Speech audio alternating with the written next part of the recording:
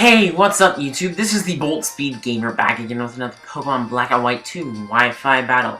Now this battle actually has a story with it. I had a battle with this guy previously, and it was with my Sandstorm team. Now I'm using my new team that I tried out a little bit ago, and he's using pretty much the same team, but I'd like to point out that we had this battle before, and he won, but it was so long. I couldn't fit it into a recording, and I really am sorry, but I couldn't fit it in, so I just wanted to get out that he did beat me in another thing. And what's funny is, he hacked me in that battle. In this battle, I actually hacked him. So, yeah, this is against him again. So, yeah, I lead off with my Celebi, he leads off with his Politoed. So, then I just go straight for the Giga Drain because we had a couple battles before and it disconnected, so I was trying to change up my strategy a little bit. He actually ends up going into his Murkrow and going for a prankster Perish Song. Then he starts roosting off some damage, but this is actually going to help me since he goes first. It's actually going to do a little bit more, but it doesn't really matter. And I'm just going to switch out on the last turn. So, we were actually talking during this, and here I'm just going to keep going for the Gauge Drains here at this Parashot. He expected me to sack my Celebi, but I'm actually going to switch out and go for the U-turn right here. So, I actually made him lose his Murkrow. He told me he was expecting me to stay in. Then I go into my Jellicent, but this is kind of bad because he gets switch advantage. It was kind of annoying for him because he just gets, his Murkrow is basically just a wasted spot, which is kind of annoying for him. He goes into his Cloyster and goes for a Shell Smash. I really don't want this thing to start trying to take me down, so I'm just gonna, go for a Shadow Ball, and he's gonna Rock Blast me, but this Jellicent's actually the best thing I have to wall his Cloyster. So I do end up actually taking out the Cloyster, which is very good for me because that means I've got 2 quick Pokemon down, and he's a very good player and very good at using his whole team as continuity. Using his whole team with continuity, I'm sorry. So the more Pokemon I have of his that are down, the better I can play.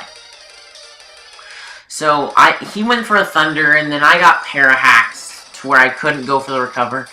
He felt kind of bad for me because it was the same thing like last battle as I got Para-Hacked a lot, so he actually let me go for a recover while getting up his Stealth Rocks. So it is going to actually kind of be bad for him later. Then he goes for Iron Head. I can take that for days with Heatran. So here I'm just going to try to double switch. I'm trying to goad him into going for the Thunder to give myself a free switch into Donphan, which I do actually goad him into going for the Thunder. So I get a free switch into Donphan, which is great. I think I'm getting better at predicting these things. So I know he's going to have to switch out, fearing the Earthquake, so I can go for the Stealth Rocks on the switch. And then I'm going to go back out into my Jellicent, predicting him, or actually I don't even really predict him. This Jellicent walls a significant portion of his team. And being paralyzed, it actually even walls his Chansey. So this Jellicent walls his Chansey, his Azumarill, and his Politoed. So this Jellicent is going to be very important for me to keep him alive during the entirety of the match. So he goes for the Perish Song, trying to force me to switch. I'm trying to just like rack up some damage on here. But this is actually what happened in the last battle, was Jellicent was walling again. And I almost lost, I did lose because Jellicent, got paralyzed a lot of turns, quite a few turns in a row. I think it was 3, and it ended up, he died because he couldn't go for a recover. Now here I'm going to go into my Hydreigon because actually not a lot of things on his team want to take a Choice Specs Draco Meteor. Except for his Jirachi. So I'm going to switch out and go into my Donphan, predicting him to go into the Jirachi because, so that he can take the Choice Specs Draco Meteor. That was a risky play because if he had stayed and gone for a Scald or an Ice Beam, I would have been in a lot of trouble. Oh gosh. I just thought of a bad joke. If he had gone for the Scald, I would have been in some hot water. Sorry, okay, I am sorry about that. Anyway, I go into my Terrakion to, predict him to go for the Ice Beam, to predict me to go into something to resist the water. So then I can just fire off a close combat and take down this, Politoed. So, he goes down. Now, this Azumarill is the one thing that can take down my Terrakion with ease. So I wanted to switch out and go back into Jellicent, and Jellicent completely walls this thing. After the battle, he told me this thing this moveset, it was actually kind of predictable, but his moveset was Aqua Jet, Ice Punch, Waterfall, and Superpower. So this Jellicent completely walls him. I go for the Scald to try to get the burn on it. His Jirachi ends up coming out and gets the burn. So then he's going to try to Wish Stall me a little bit. So I'm just going to try to rack up some damage on this thing while I'm paralyzed. And I'm actually not getting paralyzed at all here. But he's going to go for the Iron Head and Paraflinch me for a bit. But I figure I do not want him to just, like, start setting up. So in a second here, I'm going to pull out my Jellicent and bring in my Donphan. So I pull out my Jellicent and bring in my Donphan. He pulls out his Jirachi and goes into Chansey. The good thing is that since Chanseys are especially defensive instead of physically defensive, I can fire off an Earthquake, and it should do a decent chunk. But he's actually going to go for the Soft Boiled and heal right back up. So I take this opportunity to go for a Rapid Spin, then he's going to go for a Heal Bell to heal the burn. Then I'm going to fire off an Earthquake just to see what it does. Then he's going to go for the Toxic, and here's where I hacks him again, is where he goes for the second Toxic, and I go for the Earthquake. So by this point, all he's got left is his Jirachi, his Chansey, and his Azumarill, so I know I can go into Terrakion without him really having to,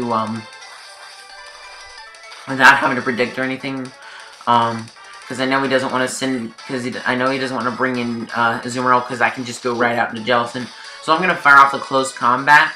It did matter for this turn, but I could have always gone for a second one next turn and taken down this Jirachi, because I would have outsped because I'm a jolly nature.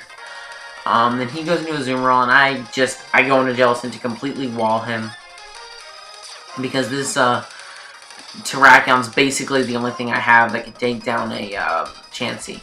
So I go for the Toxic here just to limit this Azumarill's survivability. And then he's going to go for another Aqua Jet, predicting me to either switch or just trying to see what I'm going to do. I'm just going to go for a Scald, predicting the switch. Then I'm going to go for the, I think I'm actually going to double switch. No, I get paralyzed here, and then I switch out, go into Terrakion. And so here, this puts him in a bad predicament. There's no way he can win at this point, because if I fire off a close combat, he goes into Azumarill, that goes down. And then, or I could go, and if I fire it off into Chansey, and he can take me down with an Aqua Jet, and I can just go to my Jellicent wall until it dies. So I go for the Chansey, go close combat on the Chansey, then he goes into Azumarill. He didn't go for the Aqua Jet, probably predicting me to go into Jellicent. So, yeah, that's going to be the game. I just want to point out that we did battle before, and he hacked me, and this one I hacked him, so it was kind of funny. So yeah, good game. We should have another rematch. So, he actually had the Murkrow with the prankster ability. So, what I want to use for the question of the day was, what is your favorite Pokemon that uses the prankster ability? Mine's probably Sableye. Just because I thought Sableye was a cool Pokemon in Gen 3. So, and it got a really good ability with the Pokemon Dream World. So yeah, thanks for watching, have a great day, and bye!